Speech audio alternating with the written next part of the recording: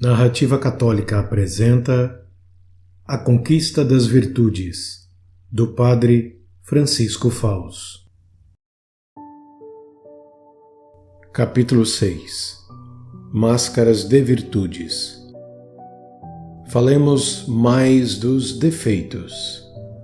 É desagradável, como entrar num túnel, mas é necessário para podermos sair depois ao ar livre das virtudes.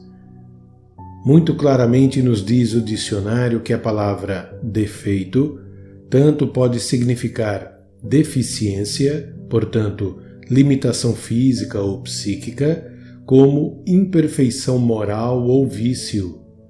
Este segundo sentido é o que agora nos interessa. Os nossos defeitos no campo moral ou são imperfeições, isto é, virtudes falhas, insuficientes, ou então são vícios, ou seja, hábitos contrários às virtudes, como por exemplo o vício da gula, é o hábito contrário à virtude da temperança. Não é a primeira vez que tratamos nestas páginas de imperfeições, vícios e enganos da consciência, mas será útil aprofundarmos um pouco mais no assunto para perceber a urgente necessidade que todos nós temos de nos livrarmos de enganos, de auto-enganos, que nos paralisam. Cada falso juízo sobre as nossas qualidades morais e as nossas responsabilidades é como uma rede ou uma teia de aranha que nos envolve e imobiliza. As nossas máscaras. Letra A. Virtudes mentira.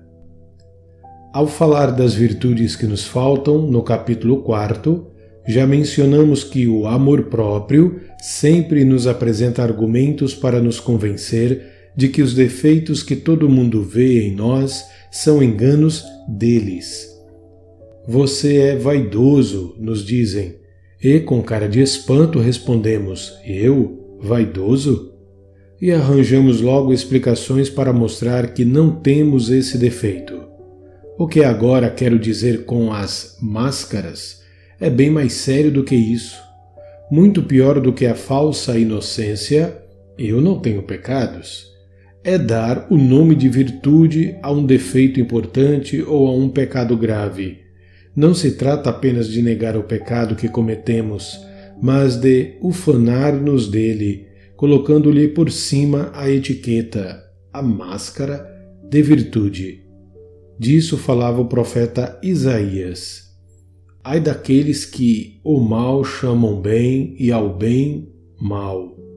Isaías 5:20. Exemplos? Além do que víamos no capítulo 4, vejam os seguintes.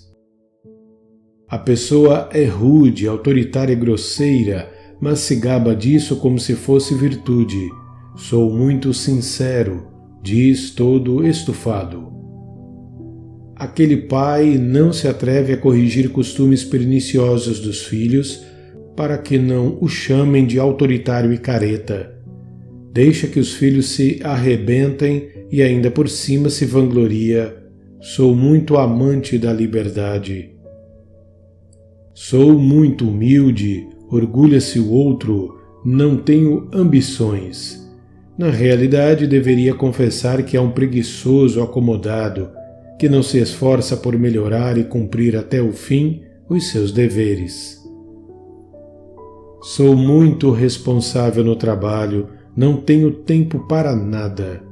Tradução: aos olhos de Deus, você é um egoísta que se desculpa com a quantidade de trabalho, bastante elástica, para não ter que gastar tempo com a família, nem colaborar em obras de serviço social, apostólicas ou de caridade. Essas máscaras são as piores? Não, as piores vêm a seguir. Vamos entrar mais fundo no túnel. Letra B. Mentiras diabólicas. Imagino que mais de um leitor vai achar este título truculento. Para nos entendermos, começarei por dizer que Cristo dá ao diabo duas qualificações que o definem: é mentiroso e pai da mentira. É homicida desde o princípio. João 8:44. O mal entrou no mundo por uma mentira do demônio, aliás, uma mentira bem típica dele.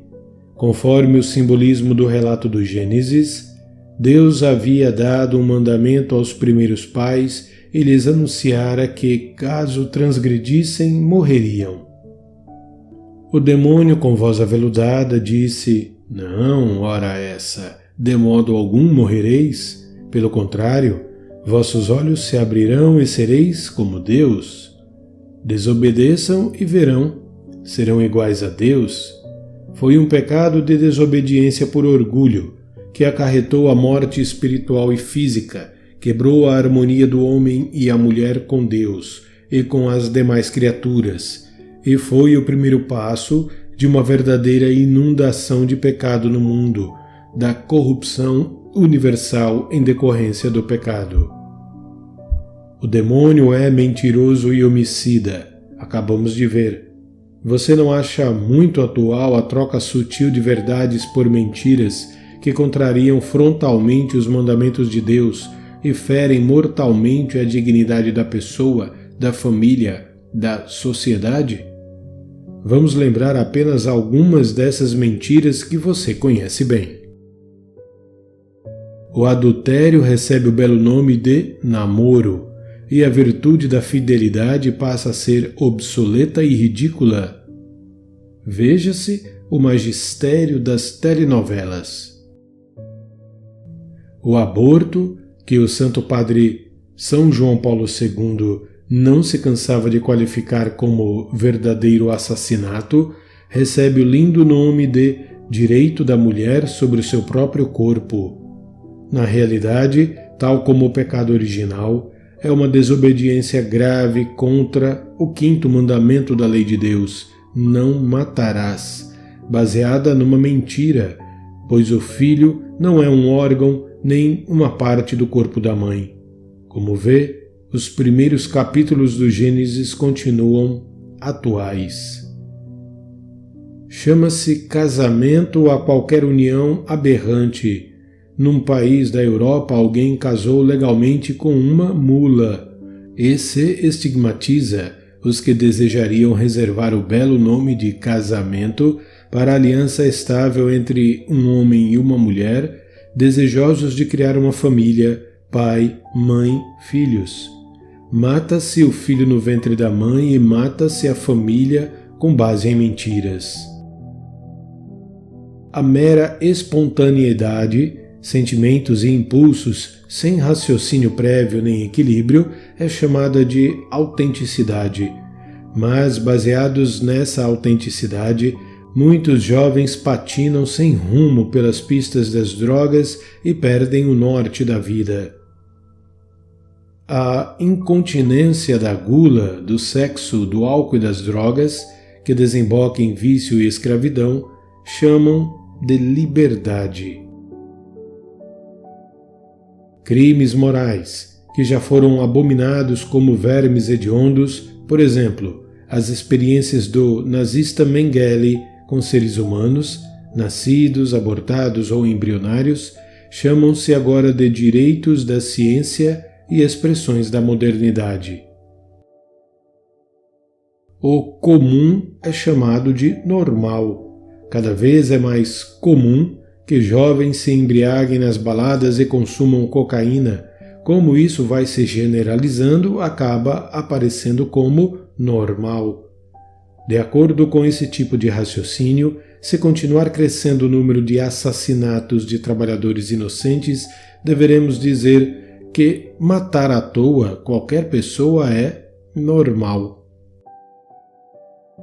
Letra C. A virtude indefinida.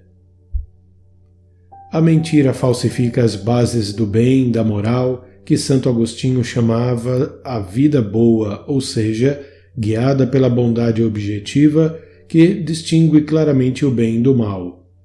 Se essas bases objetivas são minadas, a vida moral fica sem rumo nem sinalização, conduzida apenas pelos voos caprichosos da borboleta da falsa liberdade, é o relativismo, a moral puramente subjetiva, volátil como os desejos e os caprichos. Então, não faz sentido falar de virtude. A borboleta diz para mim que isso é virtude e para você diz que não é. E daí? Daí que o edifício moral desaba em cacos sobre uma base de areia movediça.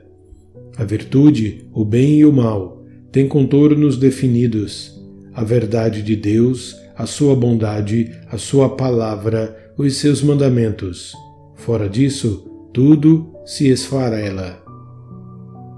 De fato, quando se nega esse referencial objetivo, as pessoas ficam tateando no escuro. Se a promoção do próprio eu é vista em termos de autonomia absoluta, dizia São João Paulo II, a vida, individual e social, aventura-se pelas areias movediças de um relativismo total. Então, tudo é convencional, tudo é negociável, inclusive o primeiro dos direitos fundamentais, o da vida. No mesmo sentido falou muitas vezes, incansavelmente, Bento XVI e frisou: nós viveremos de modo justo se vivermos segundo a verdade do nosso ser, ou seja, segundo a vontade de Deus. Porque a vontade de Deus não é para o homem uma lei imposta a partir de fora que o obriga, mas a medida intrínseca da sua natureza, uma medida que está inscrita nele e que o torna a imagem de Deus. Se nós vivermos contra a verdade, contra Deus, contra o amor, então nos destruiremos. O Catecismo da Igreja exorta-nos a colocar-nos diante de Deus em oração para fazer cair as nossas máscaras e voltar o nosso coração para o Senhor que nos ama. As máscaras mentem, as máscaras matam. Só o coração sincero, aberto para Deus, abre os olhos. Buscando a Deus é que conseguiremos que a nossa vida deixe de ir na contramão da verdade e enverede pela rota da realização cristã, do amor, fora da qual não existe autêntica realização.